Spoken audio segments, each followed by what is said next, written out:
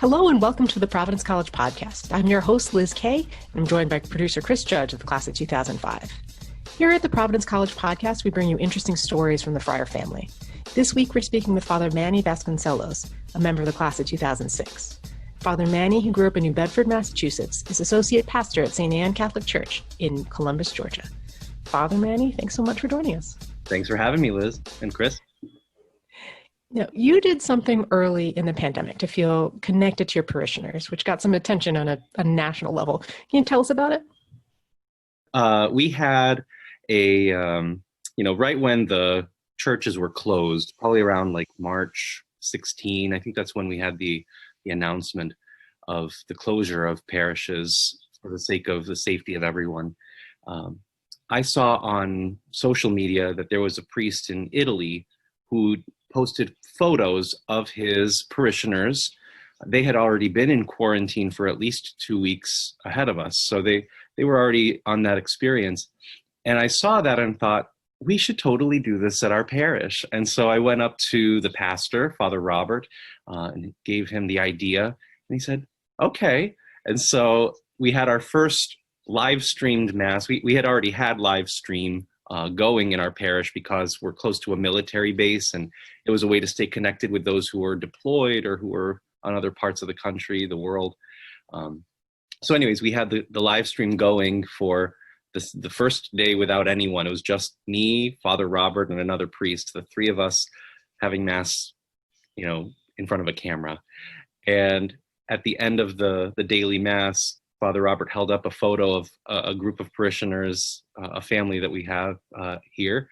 And he said, you're going in the front row. He was already explaining. And so we had more and more people email photos of themselves to put in the pews. We had pictures of our students because there's a school that we have here as well. So we ended up filling a good portion of the church with photos of parishioners and students. And that drew attention to the local news here. So the local paper did a story with us. We interviewed with them. They took pictures. And I guess that story made it to other outlets. I forget, one of the larger outlets, I think, was like the Georgia Southern magazine or something. There was some magazine that put it on their publication. And that caught the eye of one of the producers of the Kelly Clarkson Show. And I remember Father Robert came up to me, and this was probably about a week or so in, I think it was maybe 1 or 2 weeks in, where he said, do you know this Kelly Clarkson? I was like, Kelly Clarkson, yes. And so he's like, oh, good. It's like, well, why don't you talk to them? Because I don't really know what to say. I was like, okay. And so he passed it off on me to be in touch with the producer. And so I met with one of the producers from the show. I didn't get to talk directly to Kelly, unfortunately, but the producer spoke with me, and she said that I should produce a short video with the pictures in the background and explain what happened. They were doing this kind of an incentive to help people do good things in their communities and to give ideas and inspiration to them. So that was what they wanted. They wanted to use stories that were uplifting and inspiring for other people to do. So I did that. I made the video and I sent it in. And it was so weird, like holding my phone in front of me and saying, hi, Kelly Clarkson, like and so we did the video, sent it. It was posted, I think it was on the week of Easter. So that week on Thursday, I think was when they put it on their social media. And yeah, it just exploded. It was one of those things that a lot of people commented. They loved it. They're like, oh my gosh, you made it onto Kelly Clarkson. I heard from alumni, I heard from friends. And then I saw the comments that some people made, and it was really nice to know that it made an impact because there were people saying, what a great idea. I think I'll do that. So they were starting to incorporate that in their own places of worship. And it's just people were coming up with all these creative ideas to maintain that connection and that feeling of community. Yeah, there are still some families, because this is now September. So there are still families that haven't been inside our church. So we have their photo to look at them, it's a chance for us to see them and stay connected to them. That seems like those photos might be a good reminder of how to stay socially distant in the pews, I would imagine, right? Or physically distant. Yeah, we blocked off certain pews, and wherever there's a photo, you don't sit there. So where there is no photo, you can sit. So New Bedford feels like it's a long way away from Georgia. It is. What is your parish like? Our parish, it's about, I want to say 1,400 families. We have from all over because of the military base nearby at Fort Benning. And we're really one of the larger parishes in the Diocese of Savannah. I think there are 90 or so parishes in the diocese, and we're one of the top 3 or 4 in size when it comes to how many Catholics we serve. And we arrived here, the Franciscans, because I'm a Franciscan friar, we arrived here in July of 2018. And so I had just been ordained in June of 2018, ordained a priest, and this is my first assignment. And all of us who arrived here, this was in some sense a first assignment. We were all getting used to St. Anne, and then there are 2 other churches that our friars serve in this area. So yeah, it's been a wonderful experience getting to know the people here. I think they're very grateful. At first, they were kind of hesitant because before we arrived, there were diocesan priests here that they had grown to know and love, and they were kind of upended. It was an overhaul, and we came in. So when they first received the news that we were arriving, they were kind of going, "Who are these friars? Like, what is this?"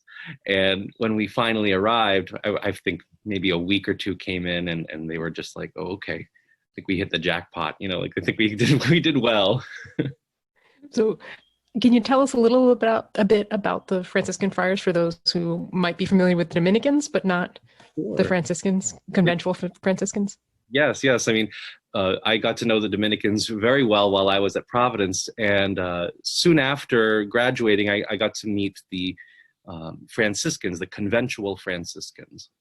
And they're a mendicant order, just like the Dominicans. I remember even the stained glass window in St. Dominic Chapel shows St. Dominic and St. Francis embracing. They might not have actually met in person, but they share a very similar style, a very similar spirituality. And so the Franciscans really just tugged at my heart when I met them. They serve in all parts of the country, the world.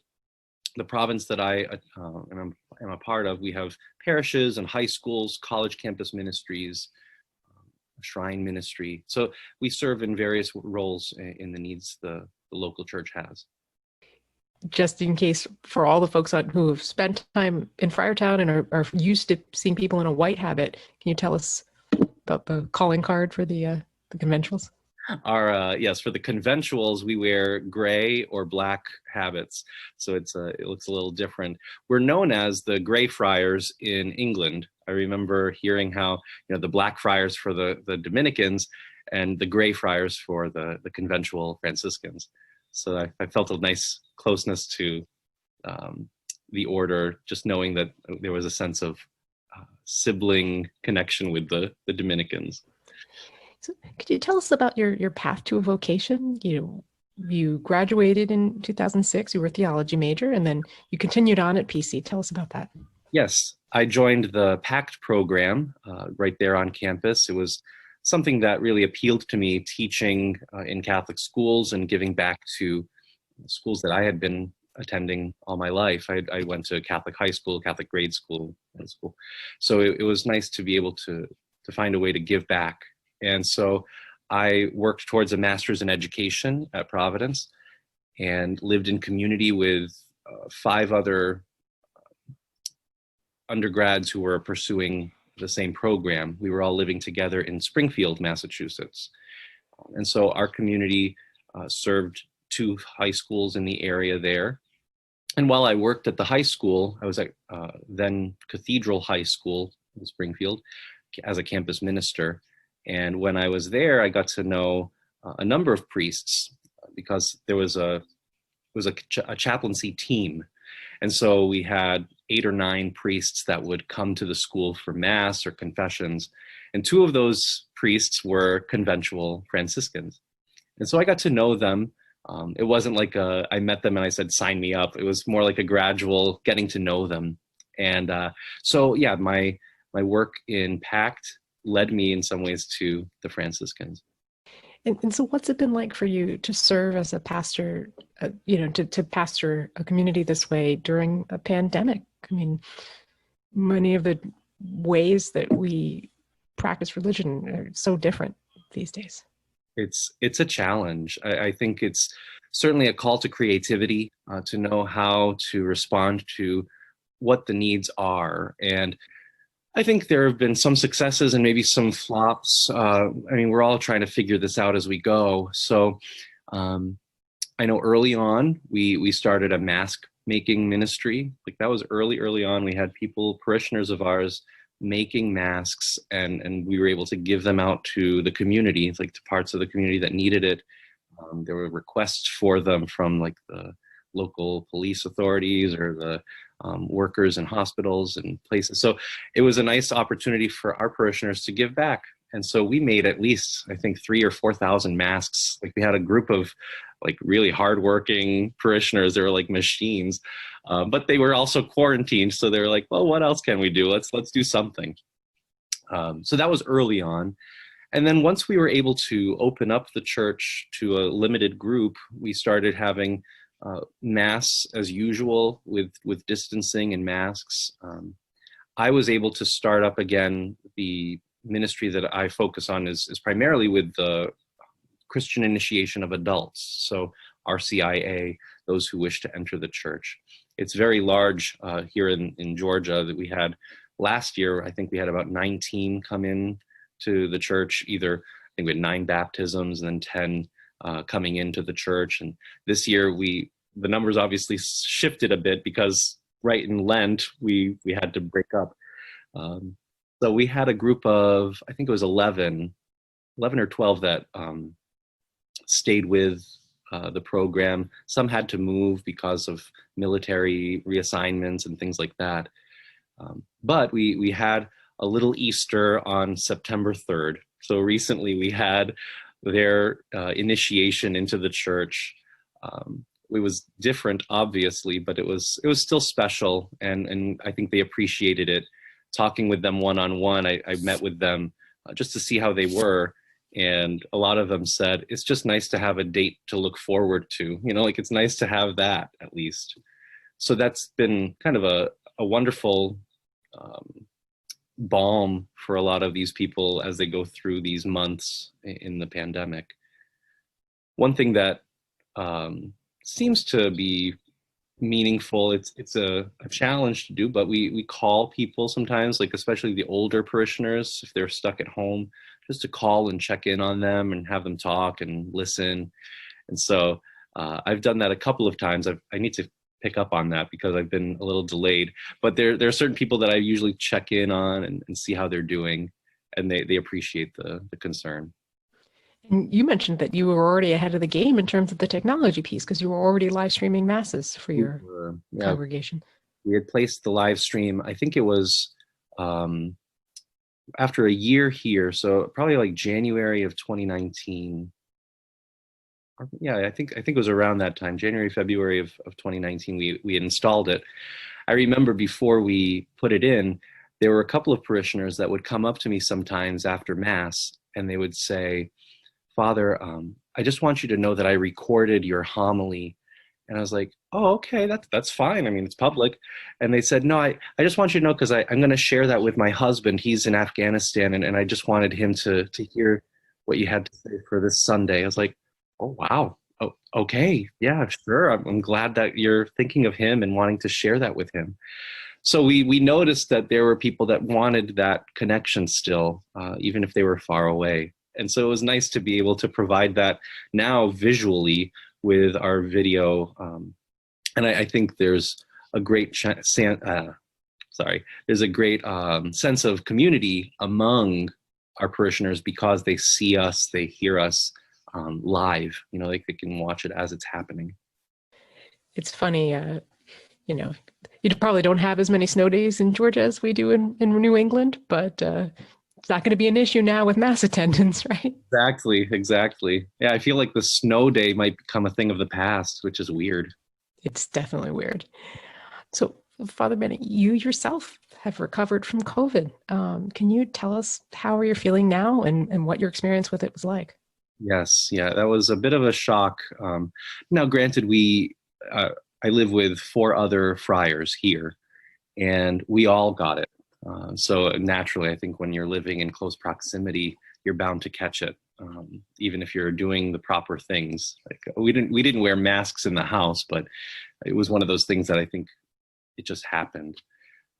We often are called to anoint people, and sometimes we might be in the presence of COVID positive patients, and we're careful as much as we can. But I think that's part of how we probably caught it. We don't know. We can't really figure out where it started or who brought it. All we know is that maybe one of the friars got sick first, and then we all got sick after. And I remember feeling like shivers and like sweating in my bed. And it was a lot of muscular aches and things right at the onset. I didn't know that it was COVID at that point. I just thought, okay, maybe I caught something, like there's the flu that's going around too. Like they said that there was this summer virus. So I didn't know what to make of it. But we all decided, because we were all showing kind of weird symptoms, we thought, let's just get tested to be safe. And so we went to a rapid test location. One of our parishioners is the doctor there. And so she was willing to have us get tested and get the results to us right then and there, like 20 minutes later. And so we all went, and we all, well, not all of us at that point tested positive. 4 of the 5 of us tested positive. And the oldest of our friars, he tested negative. And so we thought, okay, you need to get somewhere else, like just go somewhere else. Don't be with us in the house. And so he went to a separate location, another location by himself. But in that time, he ended up getting it. So we were checking in on him. We would call, and we got the sense that he wasn't taking care of himself well. He usually was with us. So it was one of those things that we had to realize that he didn't have the usual presence of caretakers. He's 71. He pastor of a church here, but it definitely showed that he wasn't doing well. And so one of our guys took him to get tested again, still said negative. And so the nurse was like, you know what? Can I just take an x-ray of his lungs? And they said, sure, because he was just looking horrible. And so they took an x-ray, and it looked really bad. Like his lungs looked really bad. So they said, we're going to take you to the hospital right now. So the 4 of us here at the house who tested positive, we're recuperating. We have coughs, we have a little bit of the loss of smell and taste. I remember feeling a bit lethargic, just usual tasks I couldn't really do. I kind of plunked down on a couch, and that was about it. So for Father Noel, the one that was really sick, he ended up in the ICU. He was brought to the ICU and on a ventilator. And we were all really nervous about that because, he had other health complications that could have resulted in more serious matters. And we were getting updates pretty regularly from the doctor. He was checking in on us too to make sure that we were okay. But most of our concern was with Father Noel. And he improved. Long story short, he got out of the ICU. He even, I think at one point, pulled the ventilator out, which I don't know how you do that, but he must have had a desire to breathe normally at that point to pull it out like that. And after a few weeks of recuperation in a hospital nearby, he came home. He's here with us in the friary. And he's getting a lot better. He's actually lost some weight, which is a surprise. So, but he's feeling good, and he's little by little, I think the medication's helping him, and soon enough, hopefully, he'll get an all clear from his doctor to get back into ministry. We're kind of covering his ministry for the time being, just so that he can get his strength back. But yeah, it was a bit of a scare. The fact that we all got it, I was nervous. The biggest fear that I had was being a spreader, because in my role as a priest, you're interacting with all sorts of people. You go places and you don't know what could happen. But because we had all of the protocol, we wore masks, we kept distant, we washed our hands, we sanitized our hands. We were constantly aware, like, of our interaction with people, that no one tested positive or had symptoms from our testing positive. You know, like, we had masses that past weekend and we probably had it at that point and we're possibly going to spread it, but no one ever said that they caught it from us. So that was a relief in some ways, the fact that no one got sick from our sickness. But then it's interesting finding out that, you know, we might have immunity for just a couple of months, but we could pick it up again. And so I'm like, okay, well, we're just going to keep wearing the masks, keep staying distant, you know, until there's a vaccine. You know, I'm just going to stay vigilant.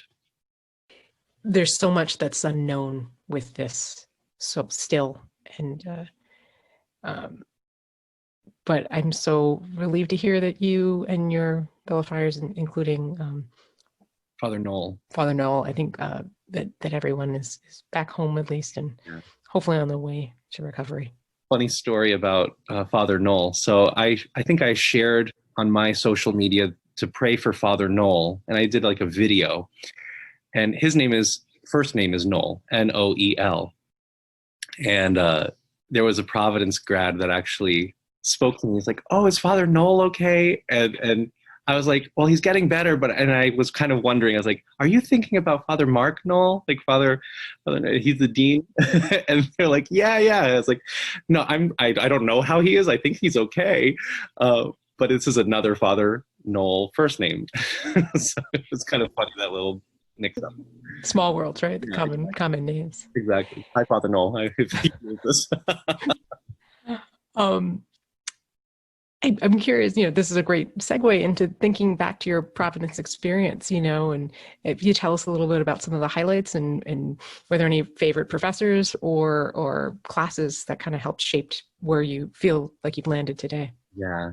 Oh gosh. I mean, I loved my time there. It was a great community. The friars were wonderful. I felt as though I belonged, and it was really a special time for me, growing in my faith and kind of owning my faith. I was very involved in the choir, like the liturgical choir there, and even sang with E Cantori. That was a great experience with Dr. Holt, who's recently passed. I think she died a couple of years ago.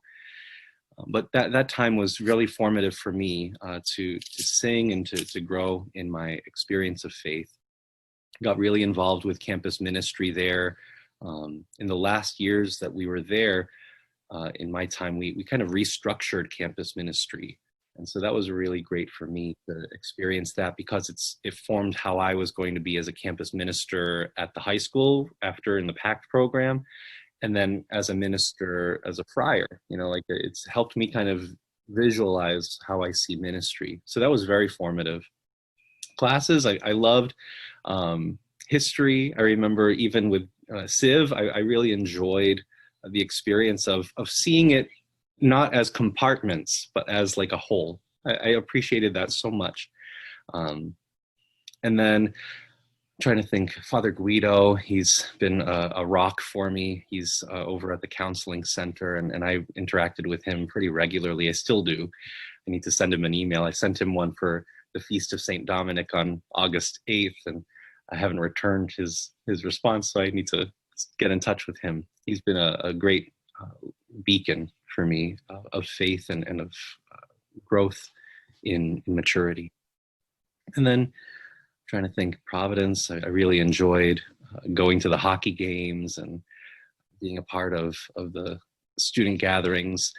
I remember the multicultural aspects. I remember interacting with the different groups. I was part of the Portuguese club, and we did things there, having exposure to different cultures and different foods and dances. I found it very opening for me to see all the different experiences come in one place like that. Are you able to find many connections to your Portuguese culture in Georgia these days? It's rare. It's rare. Yeah, there's a couple. I think there's one actually recently. There was a parishioner who gave me some.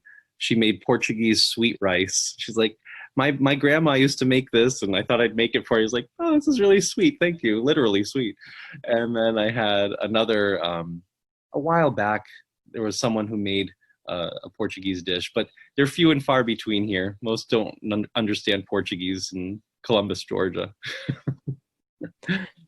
Well, we'll have to send you some care packages of sweetbread, I think. That's right.